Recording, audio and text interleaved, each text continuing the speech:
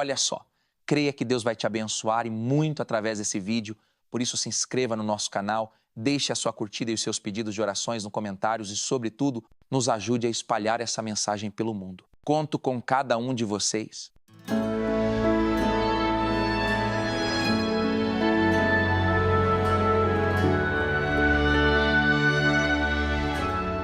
Nós vamos ler 2 Crônicas 34, versículo 14. Mas antes, olha para mim, por favor, para você entender a história do rei Josias. Ele foi filho de Amon. E o pai dele não fez o que era reto perante Deus. Mas ele não seguiu o mau exemplo do pai. Ele olhou para Davi e seguiu o bom exemplo de Davi. Ele começou a reinar muito cedo. Ele tinha 8 anos. E ele começou a fazer as coisas certas. Só que ele não tinha acesso à palavra de Deus. Nessa época não existia Bíblia impressa como hoje. Não tinha a facilidade que nós temos hoje. Hoje você tem as Bíblias baratas. Hoje você tem Bíblias no celular. Hoje o que não faltam são Bíblias. E ele pediu para que restaurasse o templo. E quando foram restaurar o templo, acharam o Pentateuco. Você sabe o que é o Pentateuco? São os primeiros 5 livros da Bíblia, escrito por Moisés. Então foi achado o Pentateuco. E eu queria que você acompanhasse como isso mudou tudo. Como isso trouxe um avivamento na época do rei Josias. Ele já vinha procurando fazer o que era certo. Mas quando ele tomou conhecimento do Pentateuco, da lei, da palavra de Deus, mudou tudo. E eu queria meditar com vocês sobre isso. Eu vou ler um pouquinho hoje mais do que o de costume, mas nós vamos ler do versículo 14 ao 28. Diz assim: e tirando eles o dinheiro que se tinha trazido à casa do Senhor, Ilquias, o sacerdote, achou o livro da lei do Senhor, dada pela mão de Moisés. E Ilquias respondeu e disse a Safã, o escrivão: achei o livro da lei da casa do Senhor. E Ilquias deu o livro a Safã. E Safã levou o livro ao rei e deu-lhe conta, dizendo: teus servos fazem tudo quanto se lhes encomendou. E ajuntaram dinheiro que se achou na casa do Senhor e o deram na mão dos superintendentes e na mão dos que faziam a obra. Além disso, Safã, o escrivão, fez saber ao rei, dizendo: o sacerdote Ilquias entregou-me um livro. E Safã leu nele perante o rei. Sucedeu que, ouvindo o rei as palavras da lei, o que é que ele fez? Rasgou as suas vestes. E o rei ordenou a Ilquias e Aicão, filho de Safá, e Abdom, filho de Mica, e a Safá, o escrivão, e Asaías, servo do rei, dizendo: ide, consultai o Senhor por mim e pelos que restam em Israel e em Judá, sobre as palavras deste livro que se achou, porque grande é o furor do Senhor, que se derramou sobre nós, porquanto nossos pais não guardaram a palavra do Senhor, para fazerem conforme a tudo quanto está escrito neste livro. Olha para mim, por favor. Eu vou continuar lendo, deixa a Bíblia aberta, mas eu quero te explicar isso aqui. Quando começaram a reformar o templo, acharam o Pentateuco e trouxeram para o rei, e ele pediu para que lessem a palavra de Deus para ele.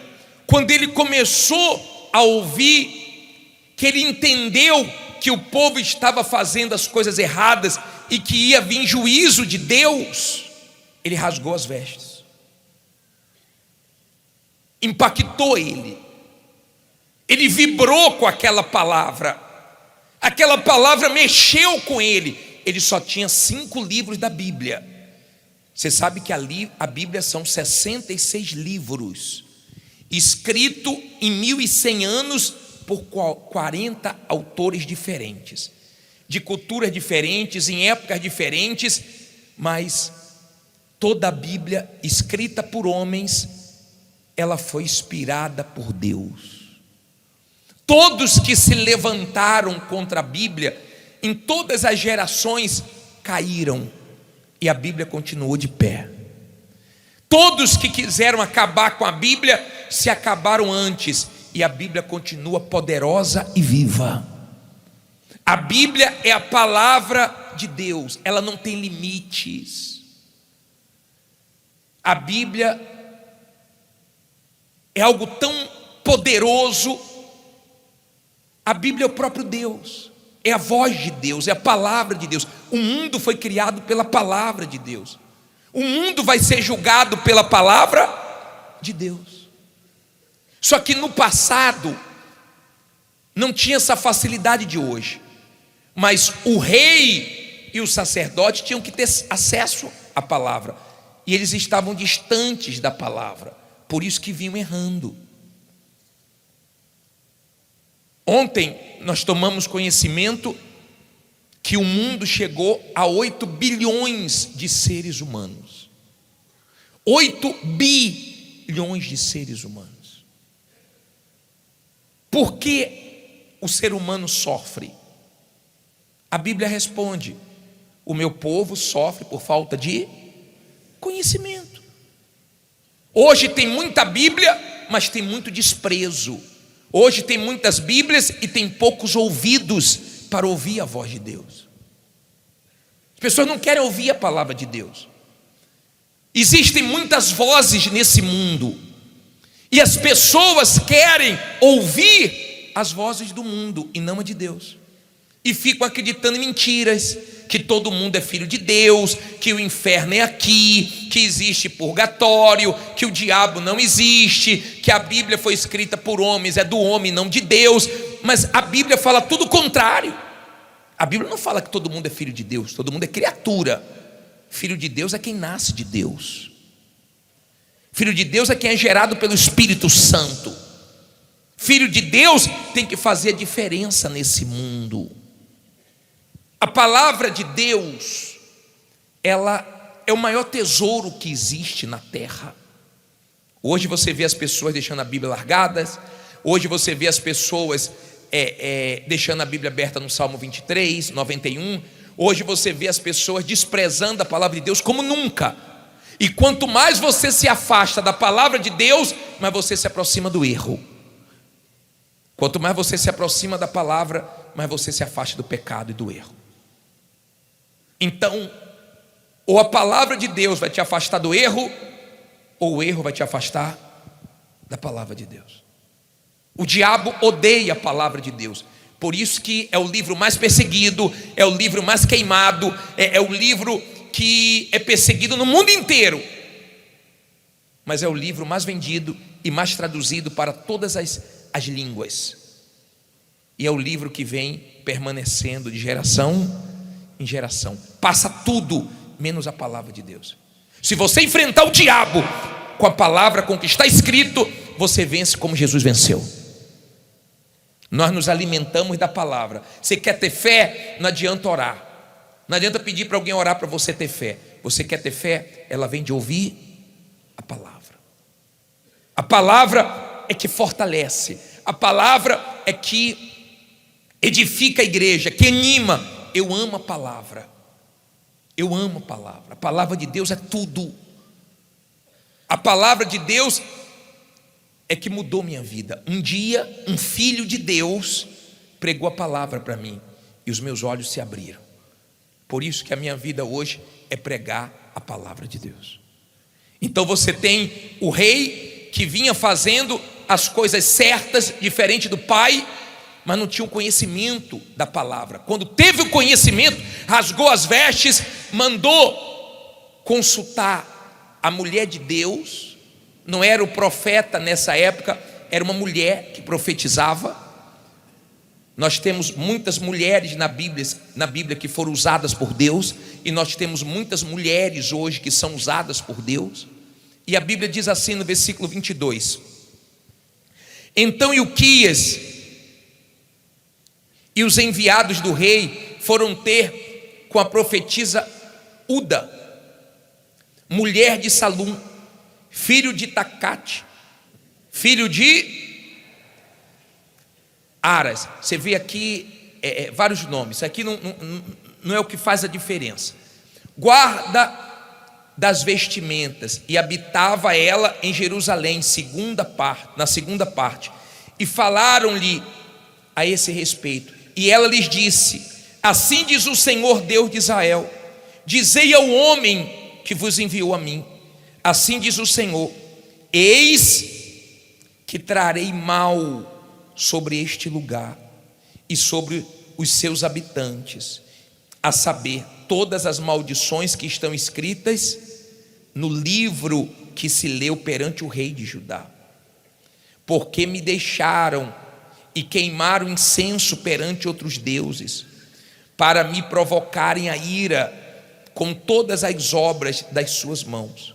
Portanto, o meu furor se derramou sobre este lugar e não se apagará. Porém, ao rei de Judá, que vos enviou a consultar o Senhor, assim lhes direis: assim diz o Senhor Deus de Israel, quanto às palavras que ouviste, porquanto o teu coração se enterneceu e te humilhaste perante Deus, ouvindo as suas palavras contra este lugar e contra os seus habitantes, e te humilhaste perante mim, e rasgaste as tuas vestes, e choraste perante mim, também eu te ouvi, diz o Senhor. Eis que te reunirei a teus pais, e tu serás recolhido ao teu sepulcro como? Em paz, e os teus olhos não verão todo o mal que hei de trazer sobre este lugar e sobre os seus habitantes. E tornaram com esta palavra, com esta resposta ao rei. Olha para mim, por favor. Você entendeu? Ela consultou a Deus, e Deus disse assim, para os mensageiros: avisa o rei que leu essa palavra, que o Senhor viu ele rasgando as vestes, chorando, se arrependendo, e diga para ele que o mal vai vir sobre a terra, não tem jeito, mas ele pode ficar em paz, que eu vou guardar ele. O que eu entendo aqui? Esse mundo vai pegar fogo, esse mundo está entesourado para o fogo. Esse mundo já foi destruído com água na época de Noé. Deus jurou que não seria mais com água e disse que o mundo estaria entesourado para o fogo. Esse mundo está perdido. Bispo, e por que eu só prego o evangelho? Porque quando eu prego a palavra, é dessa pregação que a pessoa se enxerga. É nessa pregação que a pessoa muda, que a pessoa se arrepende, que a pessoa se volta para Deus, que a pessoa é salva. Por isso que eu prego a palavra. Enquanto nós vivermos nesse mundo, se guardarmos a palavra vai nos guardar. Pode acontecer o que for, Deus vai nos poupar, nos preservar. Como diz em Apocalipse 3, versículo 10, deixa eu colocar no telão, coloca para mim, por favor. Diz assim, porque eu vou voltar, deixa a sua Bíblia aberta onde estava. Como guardaste a palavra da minha paciência, também eu te guardarei da hora da tentação que há de vir sobre todo mundo, para tentar os que habitam na terra. Isso aí foi o Senhor Jesus que falou para a igreja de Filadélfia, em Apocalipse 3:10. Então, você guardou a palavra, você amou a palavra, você obedeceu a palavra, você medita na palavra, você tem a palavra como regra de vida. Fique tranquilo, que essa palavra nunca falhou. Ela tem riquezas para todas as áreas da sua vida. A lei do Senhor é perfeita e restaura a alma. Tudo que o diabo destruiu, desde a alma, qualquer coisa na sua vida, a palavra restaura. Só que Josias só tinha 5 livros, ouviu a palavra e rasgou as vestes e mudou. A minha tristeza é saber que tem gente aqui que já ouviu tantas palavras e não muda. Ouve tantas palavras e não larga o pecado, não larga o erro. Tem gente que está largando a palavra, está largando a igreja por causa do erro, mas não larga o erro por causa da palavra. É uma pena que você não deixa essa palavra te lavar. É uma pena que você não deixa essa palavra te mudar. Quando você medita na palavra, quando você lê a palavra, Deus vê a sua sinceridade, a sua intenção, se há verdade em você ou não. Eu sei que tem gente que está aqui para ouvir a palavra, ela ama a palavra, ela é guiada pela palavra, ela se fortalece com a palavra. Uma palavra, às vezes você está atribulado, você vai na Bíblia, um versículo salta aos olhos e te enche de esperança, de alegria, de força, porque a palavra de Deus é o nosso alimento, é o pão nosso de cada dia. E eu quero te encorajar a obedecer essa palavra, eu quero te encorajar a ler essa palavra todo dia. Quem lê a Bíblia todo dia? Que bispo, todo dia eu leio a palavra de Deus. Faz assim, levante a mão, faz assim. Eu fico feliz com isso, mas fico preocupado com você que não lê a Bíblia todo dia. É todo dia, não é um dia sim, outro não, é todo dia. Para mim isso é sagrado, não só uma vez por dia, mas pelo menos uma vez por dia, todo dia você pode ler. Não seja um cristão relaxado. Não importa quando você vier para a igreja, não importa o pastor que está fazendo culto, você pode se identificar mais com um pastor do que com outro, mas por favor, o que abençoa a sua vida não é o pastor que está aqui, é a palavra que ele lê, é a palavra que você coloca em prática. Nós cantamos, nós louvamos, tudo isso é importante, mas não adianta cantar, louvar, se não tiver o quê? A palavra. O que muda a sua vida, o que transforma, o que abre o seu entendimento é a palavra. Quando você vier na igreja, confira se o pastor está lendo o quê? A palavra, porque você não vai comer na mão de ninguém, você não vai ser influenciado por ninguém, você influencia, mas você não é influenciado, ninguém me engana, sabe por quê? Por causa da palavra. Ame a palavra, não importa se sou eu, se é o pastor A, o bispo B, não importa. O que importa é que ele está pregando a palavra. Você pode gostar muito da gente, se você não põe em prática, não adianta nada se gostar da gente. Não adianta nada. Mas você pode estar aqui pela primeira vez, mas se essa palavra mexe com você e você se entregar a Jesus, você vai nascer de novo, você vai ter o Espírito dele, você vai ser filho, você vai ser salvo. Essa palavra vai poder te salvar, te fortalecer e mudar a sua vida. E basta um toque do Espírito Santo para abrir seu entendimento e você se curvar para essa palavra e deixar essa palavra guiar você. Essa palavra é lâmpada para os nossos pés, é luz para os nossos caminhos. Essa palavra é tudo. Esse é o maior tesouro, o que temos de mais valor. Guardar a palavra não é guardar numa prateleira, não é guardar numa estante, em um cofre. Guardar a palavra é guardar no coração e praticar ela e colocar em prática. É isso que Deus quer saber. Tanto Deus quanto o diabo está agora olhando para você, para ver o que você vai fazer com a palavra que você está ouvindo. Se você não vai fazer nada, para o diabo está ótimo você ter vindo aqui hoje, porque você não vai mudar, você não vai largar seu erro, seu pecado. Para o diabo está ótimo, porque o que você está ouvindo está entrando no ouvido e saindo pelo outro. Mas se você der ouvido e mudar, para Deus vai ser ótimo, porque Ele tem muita coisa para te dar, e sua vida vai ser salva. Amém? Eu não posso obrigar, Deus não trabalha obrigando, não existe obrigação na igreja. Deus instrui, Deus orienta, Deus mostra o caminho. Quem quer se dar mal, desobedece. Quem quer se dar bem, obedece. Ei, se mentiram para você, eu estou pregando a verdade para você. Não é todo mundo que vai para o céu. O inferno não é aqui. Não morreu e acabou. Não são essas verdades que estão na Bíblia. O inferno é bem diferente daqui. Não morre e acabou, porque todos que morreram antes de nós estão vivos. E eu não sei quando vai chegar a sua hora de partir desse mundo. Mas eu fico feliz, porque em vida você teve a oportunidade de ouvir o Evangelho, de ouvir a palavra de Deus. Tomara que você se submeta, entregue seus caminhos a Jesus, obedeça essa palavra, e você vai ver o poder dessa palavra. Eu duvido você obedecer essa palavra e não mudar de vida.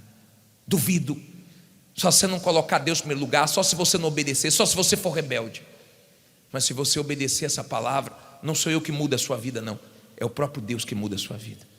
E quando você lê a palavra te lê. Ela mostra os seus erros, as suas falhas. Você sabe o que está errado na sua vida. Josias, quando leu, na hora falou: estou errado, temos que consertar o erro. Já tinha consertado muita coisa, mas ainda faltava algumas coisas. E é com você que eu estou falando agora. É com você que Deus está falando agora. Você que em algumas coisas você mudou, mas tem muitas coisas que ainda não mudaram na sua vida. Ou talvez poucas, ou talvez uma coisa está faltando para você ser salvo. E você sabe o que é. Talvez ninguém saiba, ou quem convive com você sabe. Mas tem uma coisa que você sabe que Deus não aprova, ou mais coisas. E como Josias, hoje você quer se entregar a Deus e consertar a sua vida com Ele, para que haja salvação. Houve um avivamento, uma revolução. Coloca o versículo 31 para terminar. 2 Crônicas 34, 31.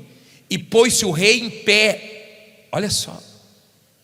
E pôs-se o rei em pé em seu lugar, e fez aliança perante o Senhor, para seguir ao Senhor e para guardar os seus mandamentos e os seus testemunhos e os seus estatutos com todo o seu coração e com toda a sua alma, cumprindo as palavras da aliança que estão escritas naquele livro.